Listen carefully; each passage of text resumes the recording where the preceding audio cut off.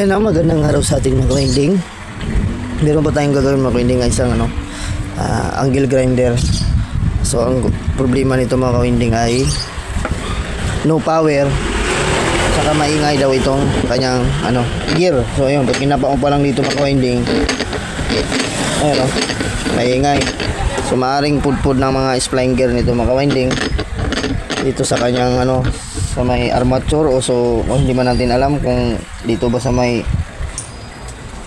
spline gear niya. So hindi pa natin alam mga winding kung or ano pa man ang maging sira nito. So maingay siya So wala rin itong power mga winding to. Tapos ngayon check din natin yung kanyang carbon. Kasi nandito yung carbon yan. So maingay talaga pag kinapa mo pa lang. So i-tester natin yan. Walang yan walang continuity. I-tester natin, nakasit switch natin, ayan wala, hindi pumalo. So ibig sabihin mga winding no power, baka maingay ito. So kakalasin muna natin.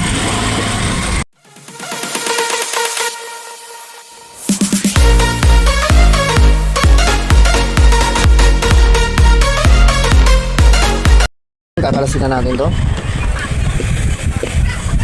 So dito yung kanyang carbon.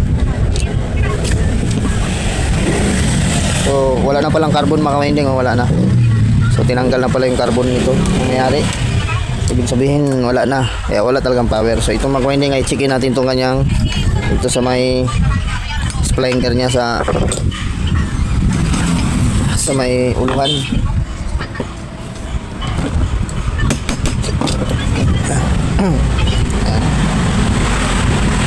Tingnan natin kung ano naging problema nito.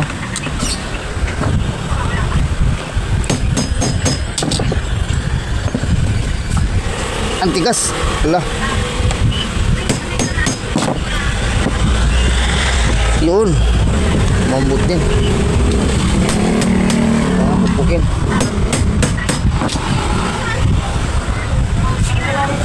Yun. Tingnan natin to.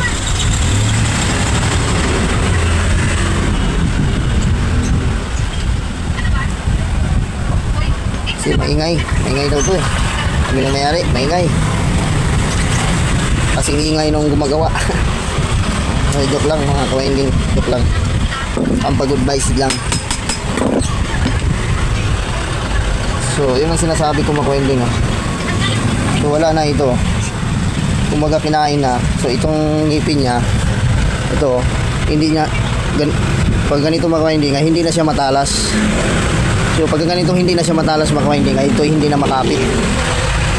Tapos ito, yun sabi ko sa inyo, yung gear niya doon sa may armature, ayun tawag nito, wala na, hindi na rin matalas, pudpud na rin.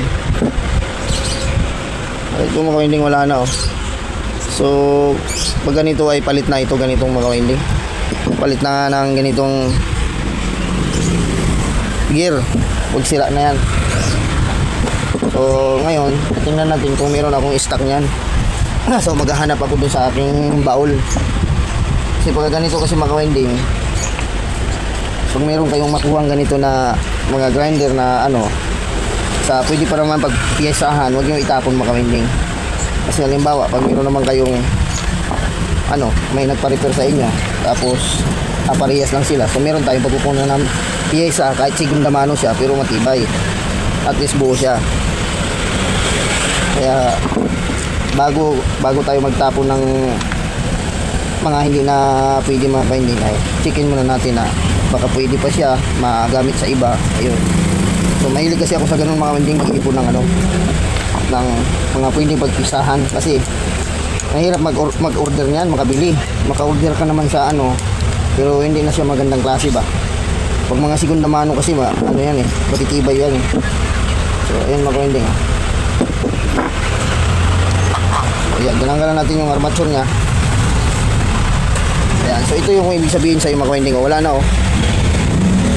wala na sa line. Kung talaga ng pwersa ito ng gamit, ito ay pinipilit, kaya bumibigay ito. So yan mga winding, tanggalin natin yan. So ganda pa ng armature niya mga winding, ano pa yan, Hindi gaanong gamit. Malinis pa ito. Saka walang kalog-kalog yung kanyang bearing. Ito pagka ganito kasing gamit mo kayo kumbaga tinudo ito. So itong so ito pala mga hindi may alog na rin yung kanyang bearing sa unahan. Yung bearing niya sa unahan yan So yan, papalitan natin yan. At saka ito. Tapos ito.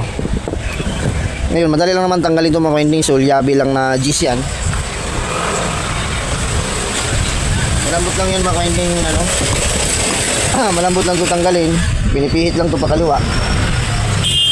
Tapos pupukpukin nyo lang ng yung ganito na ng plies. So anong bagay na matigas. Yan. Tumalisik na yan mga winding malambot na So ayan, diba? Pupukpukin nyo lang yan. Ayan. Uy. So ito yung sinasabi ko sa inyo mga winding. Ito. Yan. Wala na Durog na talaga siya. Tapos itong bearing niya maluwag na rin. Ayan maluwag na rin itong bearing niya. Kaya ayan may alog na yan. May alog na yan. So tatanggalin lang natin to. So madali lang naman ito matanggal. So sandali lang mga winding. Kunin ko lang yung labi. Tumalsik kasi. Ay, pasuyo nga akong labi. Ayan, naglag Ayan. Nakiutos pa tayo mga winding. Ayan. So mga winding, pupukpukin lang natin to. Baba. Ayan tanggal na agad. Ayan lumubog na yung kanyang bearing. So ano ba number nito? 608. So ayan, 608 yung mga winding. Common ito sa wala na, may tama na Kaya malog ngayon, hindi na ito pag sira na ito. Kaya isa ito sa dahilan pag pinipwersa kasi yung ating grinder ayan hindi na matalas. Kaya maingay na ito. Kasi dito yan nakatatakbo. Ito sira na rin. So hanap lang tayo ng segunda mano nito mga winding. Kung meron ba akong available. So ito na mga winding. So nakakuha na ako sa mahiwaga kong baul. Itong ating pamalit. So ito mga winding matalas na yan. Ayan matalas. Saka ito. Segunda mano lang itong mga winding. So hindi ko alam kung anong brand ito. Kung saan ko ito nakakuha kasi kaparehas naman siya basta't parehas yung kanyang design. So pwede i-apply yan. So ito yung dati niya nakakabit. So ito yung papalit natin.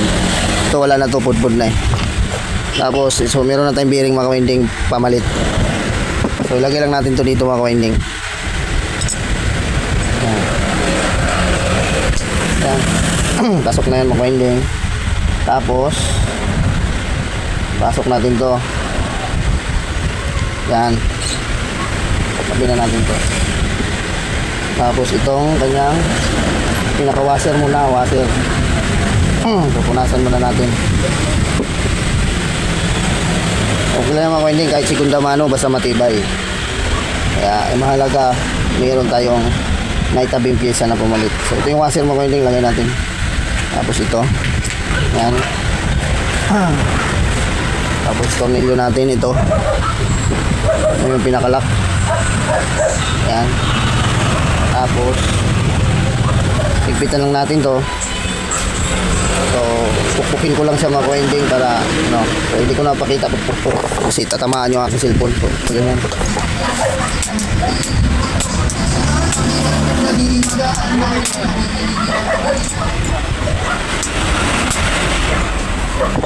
So ayun mga winding, higpitan na natin yan. Ayan, super wheel. Tapos so ilagay na natin dito sa kanyang housing. Kaso lang parang kinain ito yung dumi niya. Walisin natin yung talsikan niya. Ayan.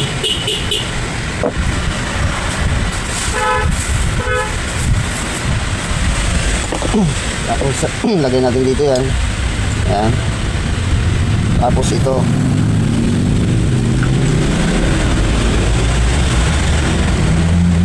ayan. Ayun. Okay, may ikot na.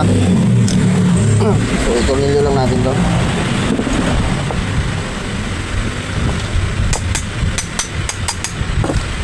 Ilagay lang natin yung tornilyo.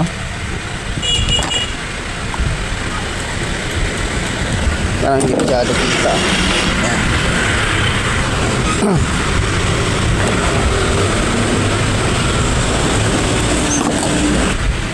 So, isa na lang. Makuhin yung ilagay natin. Isa na lang. Para mahigpitan na natin.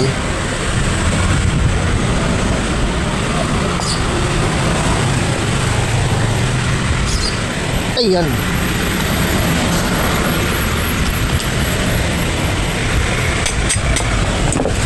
Ayun, free wheel.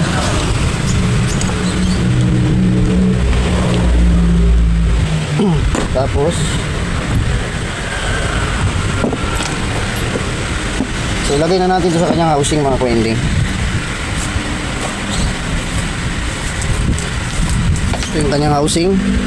So natin yung tingin camera natin.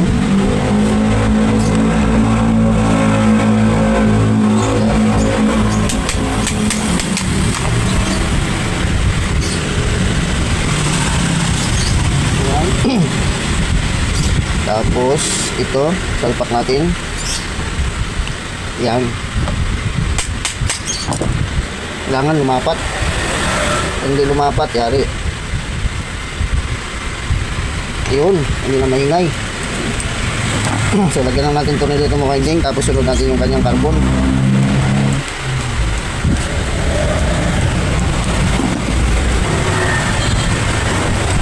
So isa na lang.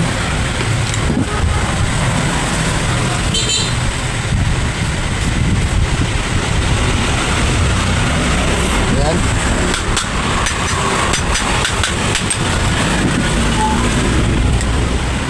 Pitan lang natin, pitan.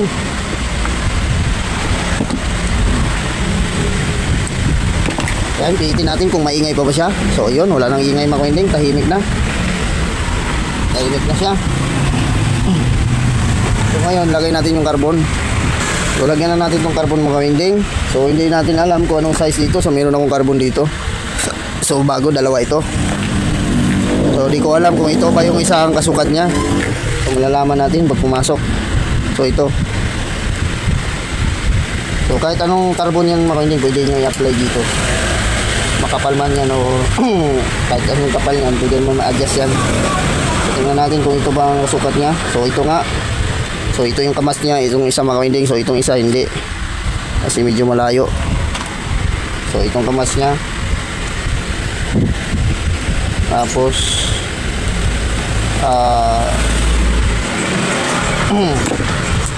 suksok na natin itong kanyang terminal dito sa ilalim. Uy, hindi may suksok. Natin marita. Madilim. Ayun, okay na. Sa kabila naman. Yan, hindi na lang.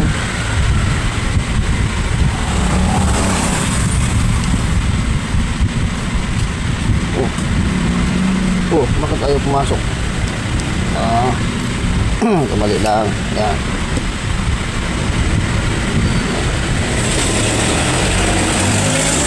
Yun, pasok na natin. Tapos kuha na natin ng continuity kung mayroon tayo makuha ano, kung magpa-power na ba to. Yan to. So naka times ano tayo mga winding, times 1. Tapos switch on natin. Tingnan natin kung siya magpa-power. Ayun. Ayun, meron na itong mga winding. So ngayon sasaksakan na natin kung siya ay aandar. Kung maganda yung kanyang andar, ibig sabihin maganda ang lapat ng ating carbon. Pag sabog ang andar niya mga winding, ay hindi maganda ang lapat ng ating carbon. At saka may diferensya yung ating armature. Pag ganun ngayon, sarado lang natin. Tapos lagyan lang natin ng plug. Lagyan ko lang ito ng adapter mga winding. So kuha lang ako. Ito mga winding, nakuha natin ng adapter. So lagyan lang natin dito. Huwag yan. Sa electric pan yan. So sungkitin ko lang to kasi medyo hindi magkasya minsan. Tingnan natin. Iyon, pumasok. Ngayon, paandarin natin mga winding kung siya ay iikot.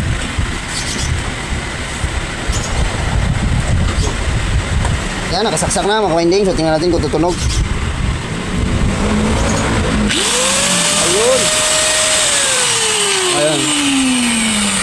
ayos.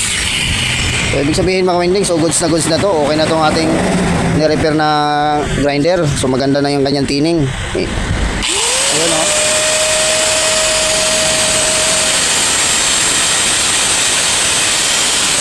So maganda kain yung kanyang carbon. So ayun mga winding, okay na tong ating grinder. So kung bago lang po kayo sa aking channel, so please subscribe at pahit notification bell para updated kayo pag may bago tayong video. So ayun mga winding, God bless all po sa atin. So bye bye na po. So ito lang naging sira niya mga winding. Sira yung mga gear niya. Saka wala na rin carbon. So yun ang naging issue nito sa grinder. So back to normal na naman itong mga winding yung ating angle grinder at mapapalaban na naman ito. So ayun mga winding, so bye bye na.